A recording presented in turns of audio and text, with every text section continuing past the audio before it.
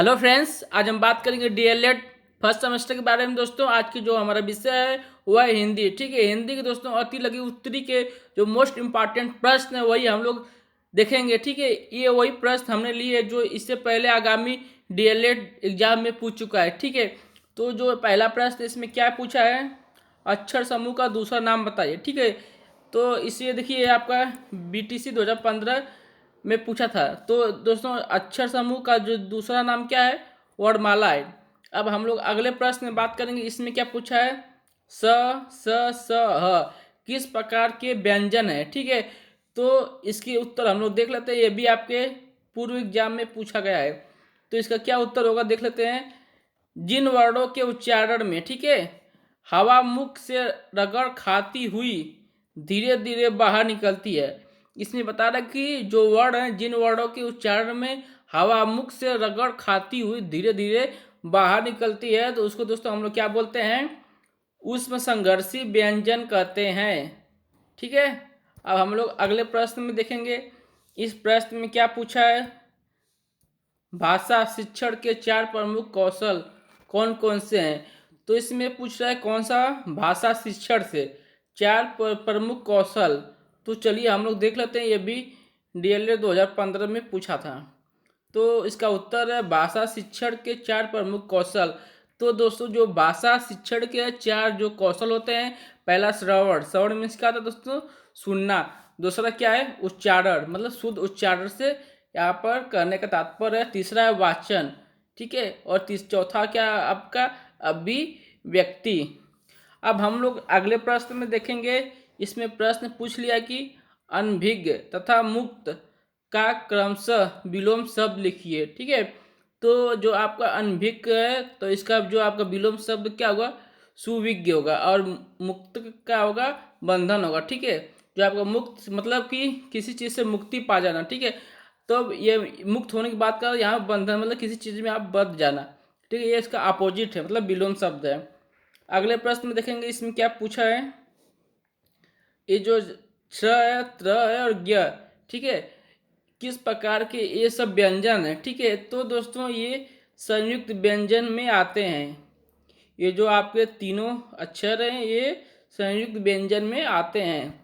अब हम लोग अगले प्रश्न में बात करेंगे। इसमें प्रश्न पूछ लिया है कि ओ औ का उच्चारण स्थान लिखिए। ठीक है, जो ओ और औ का उच्चारण स्थान पूछा है तो वो कौन सा दोस्तों, वो कंठ और ओष्ठ। ठीक है, तो दोस्तों मैं इस व्याकरण में एक वीडियो बनाया हूँ, उसको आप प्लेलिस्ट में जाकर देख सकते हैं। उसको उसमें दोस्तों मैं अच्छे से उसको समझाया हूँ। ठीक है, अब हम लोग अगले प्रश्न में बात करेंगे। इसमें क्या पूछा है, य र ल व किस प्रकार के व्यंजन है।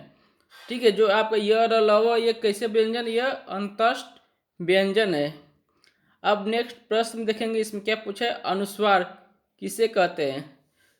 तो ये भी देखिए आपको डीएलएड 2016 में पूछा गया था। तो अनुस्वार की परिभाषा हम लोग देख लेते हैं। अनुस्वार के उच्चारण में वायु नाक से बाहर निकलती है। ठीक है, किसके दोस्तों, जो अनुस्वार है इसके उच्चारण में वायु कहाँ से निकलती है, वह नाक से निकलती है, और उच्चारण झटके के साथ होता है। मतलब जो अनुस्वार है उसके उच्चारण में वायु नाक से निकलती है और उच्चारण झटके के साथ होता है। तो इसमें से एग्जाम्पल देख लेते हैं, उदाहरण जैसे में ठंडा, कंचन, जंगल इत्यादि। आप एक बार इन सब शब्दों का खुद उच्चारण करके देखिए तो आपको आभास होगा। ठीक है, नेक्स्ट प्रश्न हम लोग देख लेते हैं, लिपि किसे कहते हैं। चलिए उसके उत्तर हम लोग देख लेते हैं। भाषा को लिखने की विधि लिपि कहलाती है। ठीक है, किसी भी भाषा की जो लिखने की विधि है वो क्या दोस्तों कहलाती है, वो लिपि कहलाती है। इसमें अथवा में एक और परिभाषा देख लेते हैं।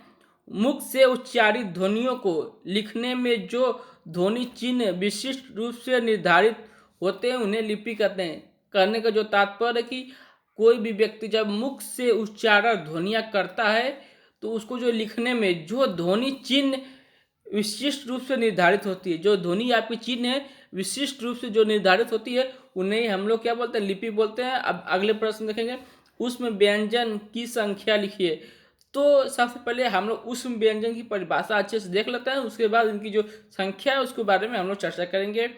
उसमें व्यंजन जिन वर्णों के उच्चारण में हवा मुख से रगड़ खाती हुई धीरे धीरे बाहर निकलती है।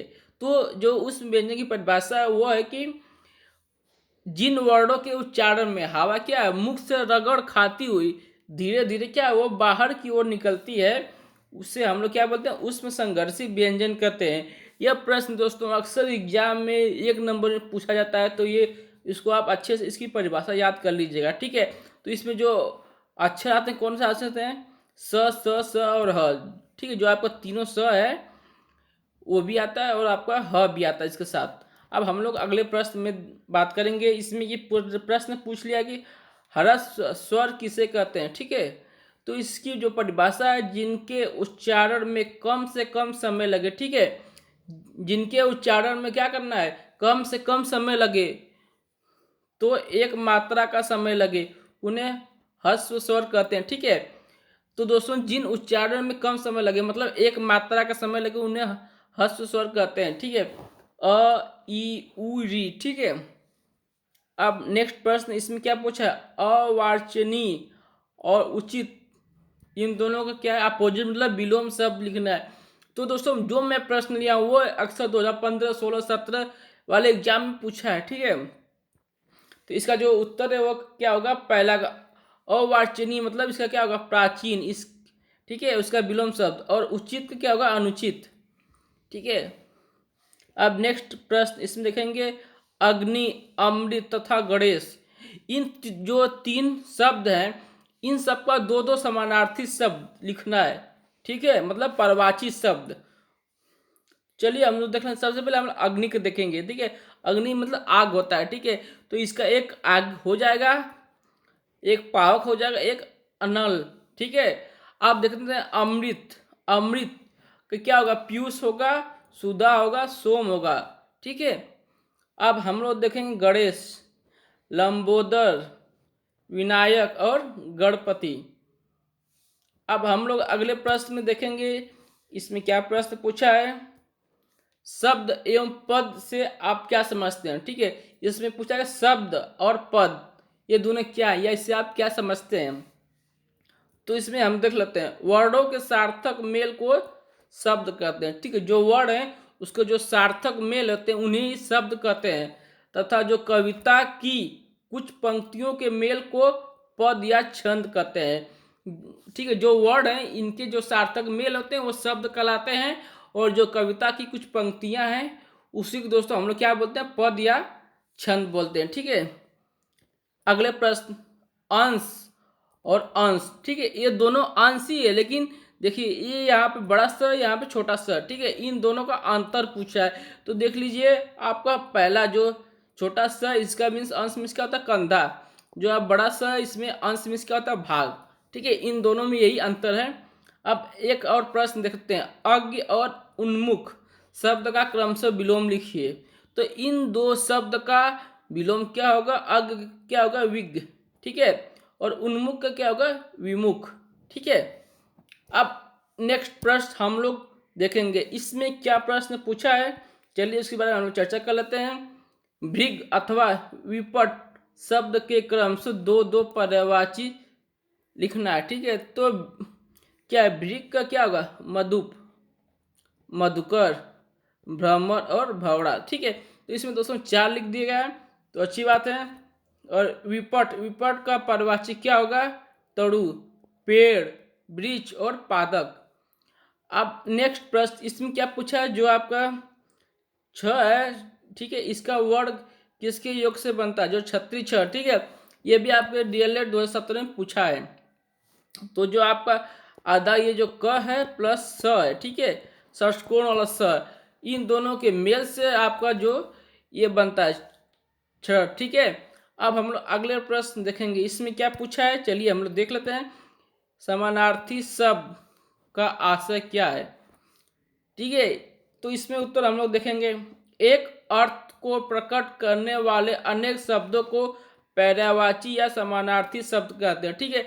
एक अर्थ को प्रकट करने वाले जो अनेक शब्द हैं उसे आप लोग क्या कहते हैं, पर्यायवाची शब्द कहते हैं, ठीक है। नेक्स्ट प्रश्न हम लोग देखेंगे, इसमें क्या पूछा है, श्रुत लेख का उद्देश्य, जो श्रुत लेख है इसका उद्देश्य क्या है। चलिए इसके उत्तर हम लोग देखेंगे। श्रुत लेख को अंग्रेजी भाषा में क्या बोलते हैं, डिक्टेंशन। ठीक है, अध्यापक बच्चों को कक्षा 5 में ही सुलेख या श्रुतलेख की शिक्षा देना प्रारंभ कर दे तो अच्छा होगा।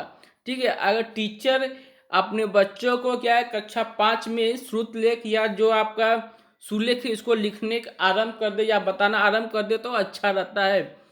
चलिए और इसमें देख लेते हैं, श्रुतलेख सुनकर लिखा जाता है। ठीक है, जो श्रुतलेख मतलब सुनना, श्रवण मिस होता है सुनना, इसलिए देखिए श्रुतलेख मतलब आप उसको सुनकर लिखते हैं। अध्यापक बोलता जाता है, ठीक है, और छात्र उसे लिखते हैं तो आपको वो क्या कहलाएगा, वो श्रुतलेख। श्रुतलेख का मतलब होता है कि जब एक टीचर या एक अध्यापक किसी भी चीज को बोलता है, छात्र उसको लिखता है, तो वो आपका श्रुतलेख, सुन के लिखना।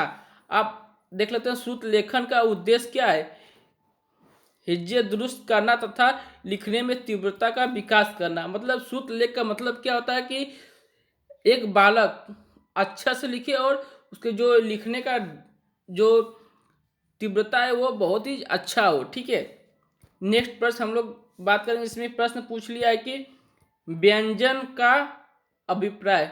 ठीक है, मतलब व्यंजन की जो परिभाषा, स्वर और व्यंजन होते हैं, तो व्यंजन की परिभाषा हम लोग देखेंगे।